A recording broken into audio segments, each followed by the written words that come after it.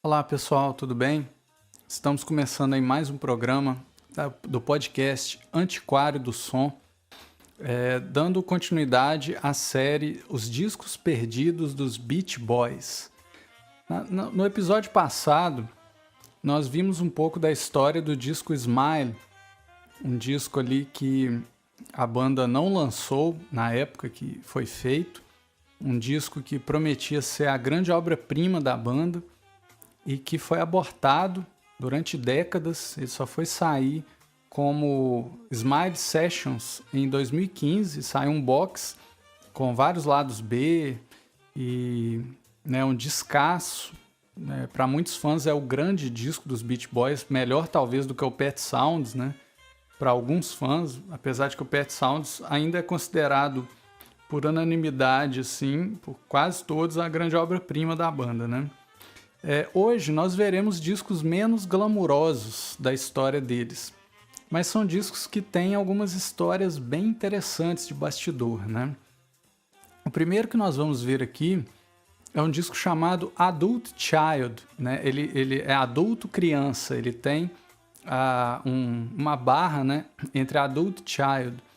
Esse disco ele foi elaborado 10 anos depois de Smile, né? E aí a gente tem mais um disco que o Brian Wilson, né, que era o líder ali, o gênio da banda, ele se envolveu apaixonadamente, né? O Smile, o Brian Wilson, ele queria demais fazer um disco sobre uma criança em seu contato com Deus, né? Ele tinha esse conceito assim do humor, da espiritualidade, das tradições americanas. E esse Adult Child, de certa maneira, ele tem um pouco a ver com isso, porque o Brian Wilson ele queria emular o som das antigas big bands que ele ouvia quando ele era criança.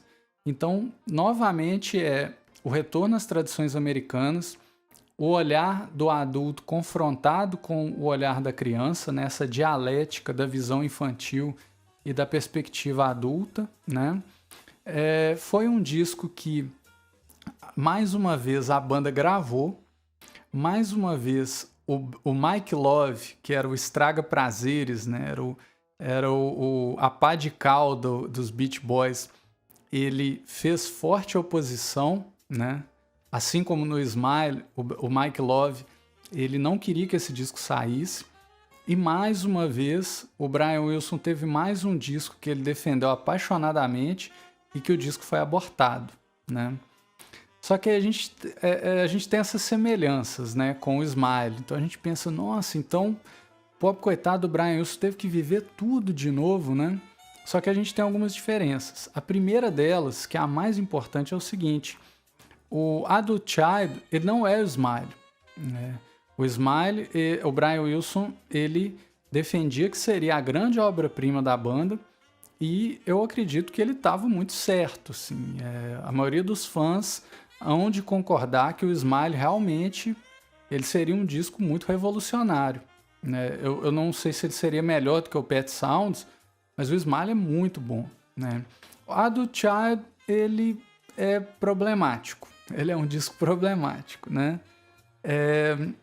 E assim, basicamente, esse disco, né, são os Beach Boys inteiros, né? A banda toda tentando emular um som das antigas big bands. Então, eles queriam recriar aquele imaginário da era das big bands ali, da década de 40. O objetivo deles era emular aquela sonoridade, o estilo de vida. Então, eles trariam alguns covers de músicas que tocavam nos musicais da Broadway. A ideia era recriar tudo aquilo, né? Só que um pouco com a pegada dos Beach Boys. Só que a gente tem que lembrar que esse disco, né, como eu comentei, ele iria ser lançado 10 anos depois do Smile, né? Então a gente está falando aí de 1976, 77. Nessa época, a gente já tem a emergência ali de alguns movimentos da música, como o punk rock, né, que já começava a crescer bastante. E pouco depois ali chegaria a música disco, né? A música dessas músicas das discotecas, com muita influência de rhythm and blues, mas bem mais dançante, né? E o que os Beach Boys faziam era considerado uma velharia, né? Os Beach Boys eles foram enquadrados ali naquela gaveta comum que foi encerrado vários artistas de rock progressivo, artistas dos anos 60, eram considerados como se fossem velharias, né? E aí o Beach Boys entrou nessa. Os Beach Boys também entraram nessa gaveta aí, né? E aí justo numa época dessa, que a reputação deles estava meio arriscada, o Brian Wilson queria gravar um disco com som de big band. Era muito deslocado para a época, né? E aí, né, não deu outra. Todo mundo ao redor boicotou. Só que o disco foi gravado, né? E aí você tem N problemas, né? O Brian Wilson nessa época, ele estava muito mais doente do que nos anos 60, né? Na década de 60, 66, 67, ele começou a ter os primeiros transtornos mentais, ele teve problemas com droga, mas nessa época ele estava muito mal. Ele pesava quase 200 quilos, ele estava muito viciado em tudo quanto é tipo de droga, legalizada e ilegal. Ele vivia com um psicólogo chamado Eugene Landy. Esse cara ficava o dia inteiro com ele, né? Ele era uma espécie de um tutor em tempo integral do Brian. Ele chegou até a compor com o Brian, né? Só fez porcaria com o Brian. Assim, as parcerias com esse Eugene, elas são muito ruins no geral, né? E aí o Brian Wilson, ele estava mal, ele estava deprimido. E a voz dele estava muito ranhosa, não era mais aquela voz do auge ali dos Beach Boys, né? O que segurava muito a banda é que os outros integrantes eles estavam com uma voz fantástica, né? Principalmente o Carl Wilson e o Al Jardine, né? Que são os grandes cantores dos Beach Boys. Mas o Brian, ele já estava mal essa época, né? A saúde mental dele estava definhando muito, né? E o pai deles, dos Wilson, tinha morrido em 1973. Ele ainda estava muito abalado, né? E o Eugene Landy diagnosticou o Brian como esquizofrênico paranoide. Anos depois, esse diagnóstico cairia por terra. Eles, né, depois outros terapeutas diriam que não, o Brian não está nesse enquadramento aí, nesse diagnóstico. Mas na época acreditava-se que ele era um esquizofrênico paranoide, né? E aí ele fez músicas assim, com letras bizarras. Tem uma música que chama Hey Little Tomboy, que durante anos foi considerada a pior música que o Brian Wilson já fez, né? Ele fala sobre uma menina que tem um pescoço duro, e aí um cara convence ela a se tornar uma garota bonita, e lentamente ela vai ficando bonita, ela começa a depilar as pernas, a passar batom, maquiagem. É uma música estranha, né? Depois tem uma outra música dele que ganharia o posto de talvez a pior que ele já fez, eu vou falar dela aqui daqui a pouco. E assim, é um disco que tem composições próprias de vários integrantes da banda, e uma parte do disco tem covers de músicas famosas, né? Tem uma daquela dupla Leiber e Stoller, que é a música chamada On Broadway, que na hora que eu tava ouvindo o disco, na hora eu reconheci, porque tem uma música do Genesis, né, que é uma das minhas bandas preferidas, que chama Lamb Lies Down on Broadway, que é a faixa título de um disco com esse mesmo nome. Ela cita essa música On Broadway. No final ele canta, né? You making our ways always bright on Broadway. Esse trecho vem da música do Leiber Stoller, né? Os Beach Boys cantaram ela nesse disco. Então, tem esses covers dessas músicas do auge ali das big bands, né? E assim, esse disco, ele aconteceu um processo também muito parecido com o Smile, que foi abortado, e depois você teve o Smiley Smile, né? Que a gente falou dele no programa anterior, que é um disco que reaproveitou, ele tentou pineirar o disco abortado, que era o Smile, e tentou pineirar e fez um disco mais simplificado, né? Esse Adult Child aconteceu a mesma coisa. O Mike Love, de novo ele, né? Ele falou, olha gente, vamos pegar essas ideias e vamos reaproveitar para um outro disco. Acabou gerando um disco chamado M.I.U., que escreve M-I-U, álbum, né? Várias músicas do Adult Child que não saíram nele, saíram nesse M-I-U, que é um disco considerado meio irregular na carreira da banda, assim. Tem músicas boas também, mas é bem irregular em comparação com o auge dos Beach Boys. Tem uma música que é a música que fecharia o disco Adult Child, que chama Still I Dream of It. Eu ainda sonho com isso. Essa música, ela é fantástica. Ela é uma obra-prima, assim, aquela música do melhor que o Brian Wilson já fez. Alguns fãs mais radicais, eles falam que essa música, ela era para ser, ela talvez seja a última grande música que o Brian Wilson fez, né? Essa música, ela teve um destino muito ruim, assim, porque o Brian Wilson queria que o Frank Sinatra gravasse ela. Ele chegou a apresentar, acho que para os empresários do Sinatra, e o Sinatra nem deu ideia, né? Aí os Beach Boys gravaram nesse disco essa música, e eles tentaram fazer um arranjo meio no estilo da fase do auge do Frank Sinatra, né?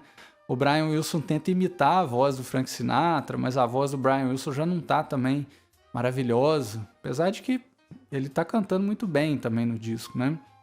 Mas essa música Still I Dream of It, ela acabou saindo depois. O Brian Wilson lançou uma demo dela, ela saiu como sobra de estúdio, e é uma música linda, né? Depois no disco M.I.U., né, que é o posterior a esse, o Brian Wilson chegou com uma outra obra-prima no estúdio, uma música chamada Till I Die, e o Mike Love vetou a música, né? Esse Mike Love, ele é terrível, assim. Quando a gente lê a história da banda, a gente fica com muita raiva dele. Essa turnê, eles voltaram aí em 2005, se não me engano, e a turnê deu errado por causa do Mike Love também. Ele é um cara muito complicado. É a pá de cal dos Beach Boys. E essa música Till I Die, né, que vários fãs falam que essa sim teria sido a última grande música feita pelo Brian Wilson, o Mike Love recusou, ela não entrou nesse disco seguinte, né? E aí o Adult Child, ele saiu como um bootleg, mas a banda nunca lançou ele oficialmente.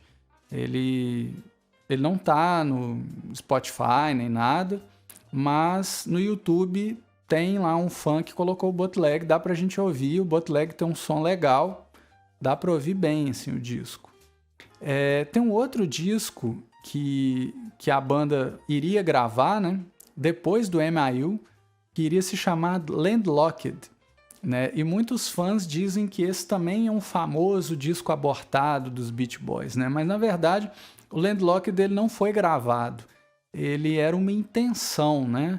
O disco que foi gravado no lugar dele é o Surf's Up, né? Que é um disco que aproveita, enfim, a música Surf's Up que o Brian Wilson fez pro Smile.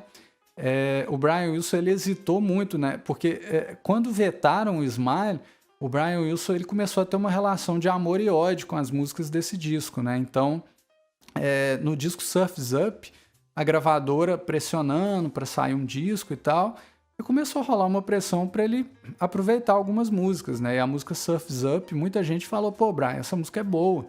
E ele, eu não sei, ela é longa, ela tem mudança de andamento, ele hesitou muito, né? Mas por fim ele lançou no disco Surf's Up. E aí o disco que seria o Landlocked, ele passou a ter esse nome, né? E a música, aliás, a música Till I Die, né? Que eu falei aqui, não era no M.I.U. que ela ia entrar, era nesse, no Landlocked, né? Que virou Surf's Up. Foi rejeitado e é um disco que tem músicas fracas, né? Então você fica pensando, porra, como que rejeitaram uma música do Brian que é genial, que é Till I Die, e deixaram entrar outras ruins, né? Enfim, parece que era mais um jogo de poder do que qualquer coisa. A banda teve muito esses problemas, né? Como o Brian Wilson já estava muito fraco emocionalmente, ele cedeu muito em vários momentos ali da banda. A gente tem outros discos abortados na história da banda, mas não são propriamente dos Beach Boys, são discos solo, né? Um desses discos é do Dennis Wilson, né? O Dennis Wilson, ele é era o baterista da banda, né?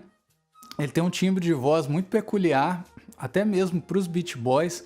Ele tinha uma voz muito rasgada, assim, uma voz bem rouca, bem granulada, né? E ele chegou a lançar um disco solo excelente, que é o Pacific Ocean Blue. E o Dennis, ele queria se lançar como um artista solo, né? Esse disco Pacific Ocean Blue, ele fez assim, um certo sucesso, mas começaram a ter alguns percalços para ele lançar o disco seguinte, que seria o Bamboo. Né? Os Beach Boys começaram a ter vários compromissos, gravar disco, gravar turnê, e aí o Dennis foi entrando nessa onda. Ele não conseguiu financiamento para esse disco solo, e o Dennis Wilson bebia muito, né? Ele acabou morrendo depois afogado, dizem que ele estava bêbado. Ele morreu ali no início dos anos 80, né? Foi o primeiro dos irmãos Wilson que faleceu, né? Anos depois o Carl Wilson morreria de câncer, mas o Dennis, ele tinha problemas sérios com bebida, né? E aí o Bamboo nunca saiu, ele nunca conseguiu lançar esse disco. Ele tem alguns esboços desse disco que foram lançados como Bamboo, Caribou Sessions. E esse também dá para ouvir no YouTube, né? Tem algumas playlists com as músicas do disco. E é lindo, o disco é lindo. Tem algumas faixas que, às vezes a gente fica pensando que o Brian Wilson era o grande gênio dos Beach Boys, mas a gente escuta algumas faixas, por exemplo, desse Bamboo, a gente percebe que a banda tinha integrantes, que eram músicos fantásticos, né? As músicas do Dennis Wilson, elas eram muito boas. Ele era muito errático também. Tem umas dele que eu não gosto, não, mas, tem umas músicas dele lindas, assim, lindas. E para encerrar o programa de hoje, eu vou falar de um disco do Brian Wilson que deveria ter saído em 1991, chamado Sweet Insanity, né? Doce Insanidade. É um disco que acabou saindo como um bootleg em 1990. O Brian Wilson, ele gravou um disco todo falando do colapso mental que ele teve e da recuperação. Esse disco aí também é um disco que ele meio que rompe com o psicólogo que seguia ele, né? O Eugene Lane. Ele rompe com ele. E é justamente um disco que ele exorciza esse momento da vida dele. Ele fala realmente do fundo do poço e como que ele melhorou, né? E aí ele gravou, mas ele achava que os fãs não iriam se interessar, porque ele tem essa temática aí das perturbações dele, e ele não lançou o disco, né? E aí roubaram as masters, né? Pelo menos é o que o Brian Wilson alega, que roubaram as fitas masters, e aí ele nunca conseguiu lançar esse disco oficialmente, mas ele chegou a gravar uma fita cassete com esse disco, e essa fita cassete gerou vários bootlegs, né, com várias capas diferentes, e dá para ouvir no YouTube também, e o som é muito bom. Eu não diria que foi tirado de uma fita cassete. O disco tem um som bem legal, mas é um disco que ele é muito datado. Ele tem aquela timbragem do fim dos anos 80, aquelas baterias com muito reverb, muito sintetizador. Ele é um disco bem datado na sonoridade, né? O Brian Wilson acabou regravando 5 músicas desse disco num solo que ele lançou chamado Getting In Over My Head, de 2004. Mas a gente pode ouvir a fita, né? Essa fita que sai em bootleg, né? E é um disco bom. Ele tem umas músicas como Don't Let Her Know She's an Angel, que são lindas. Só que a gente tem que dar um desconto da produção datada. Então, para quem não gosta daquele som dos anos 80, principalmente do fim dos anos 80, com uma produção muito saturada, não vai gostar desse disco. Mas é um disco que tem boas composições, né? Só que ele tem uma música que os fãs do Brian Wilson consideram que é a pior coisa que ele já fez, que é uma música chamada Smart Girls, né? Por algum motivo, o Brian Wilson se convenceu ou foi convencido a gravar um rap, né? E aí o que ele fez? Ele tentou fazer um rap no estilo dele. Então é uma música com uma bateria bem sintetizada, ele vai cantando como se fosse um rap, e aí tem um coro bem Beach Boys, né? Que faz uma espécie de um refrão. E aí, para deixar bem com cara de rap, ele sampleou alguns trechos de Wouldn't Be Nice. Então fica repetindo, como se fosse um DJ girando um disco, né? Tocando Wouldn't Be Nice, tocando Good Vibrations, né? E a letra da música fala de um cara que ele prefere as garotas inteligentes em vez das garotas idiotas. Enfim, é besta a música, né? É meio irritante, assim. Os fãs falam que foi a pior coisa que ele já fez. O pessoal reclamava muito de Little Tomboy, né? Que é a música que estaria no Adult Child, que seria a pior que o Brian Wilson já fez. Ele se superou com Smart Girls, né? Mas para um cara que já tem o currículo dele, ele pode dar esses deslizes tranquilamente, porque ele é um cara muito genial. E aí é interessante também sobre esse disco Sweet Insanity, que ele teve várias participações, né, como Dolly Parton, a cantora, teve o Tom Petty, né, da banda Heartbreakers, e até o Bob Dylan. O Bob Dylan canta o refrão de uma música desse disco. Então olha só que doideira, né? O cara tem um disco com participações especialíssimas, com uma produção que é datada, mas foi um disco, né, muito bem feito, assim, muito... não foi um disco que ele gravou de qualquer jeito. E ele simplesmente decidiu não lançar, né? Então a gente hoje em dia só pode ouvir ele nesse bootleg feito a partir de fitas cassete, né? Mas ele tem um som bem legal, apesar disso. São todos esses discos aí que eu citei nesses 2 programas, vocês encontram eles no YouTube. Nem todos são encontrados nos sites de streaming porque eles não saíram oficialmente, a maioria deles, né? Gente, então vimos aqui essa série, Os Discos Perdidos dos Beach Boys. São vários discos aí que eles lançaram e que eles não lançaram, na verdade, né? E que são discos muito interessantes, muito ricos, né? Eu gosto. O Smile, para mim, talvez seja... Para mim, ele esteja no nível do Pet Sounds. Eu não diria que é melhor que o Pet Sounds, né? O Smile, ele é maravilhoso. O Adult Child, que nunca foi lançado oficialmente, eu gosto mais dele do que vários discos deles de carreira, como o M.I.U. E esse solo, o solo do Dennis Wilson é maravilhoso, esse bambu, maravilhoso. Recomendo muito que vocês procurem. Esse do Brian Wilson, o Sweet Insanity, é bem interessante também, né? Então, assim, a gente está falando de uma banda que é um baluarte aí do rock, né? Da história do rock. Então, mesmo quando os caras resolvem não lançar um disco, é coisa boa, né? O Brian Wilson é um gênio da música pop. Ele está por trás de 3 desses discos que eu citei, de 4 discos, ele está por trás de 3. Então, eu recomendo muito, né? É uma banda que vale a pena, até nesses discos aí, essas sobras. Ou nem sobras, né? Discos abortados. Gente, então é isso. Espero que vocês tenham gostado aí dessa série dos discos perdidos dos Beach Boys. E é isso aí, né? Agradeço aí vocês por ouvirem aí o Antiquário do Som. Seguimos em frente aí. Forte abraço aí, tudo de bom.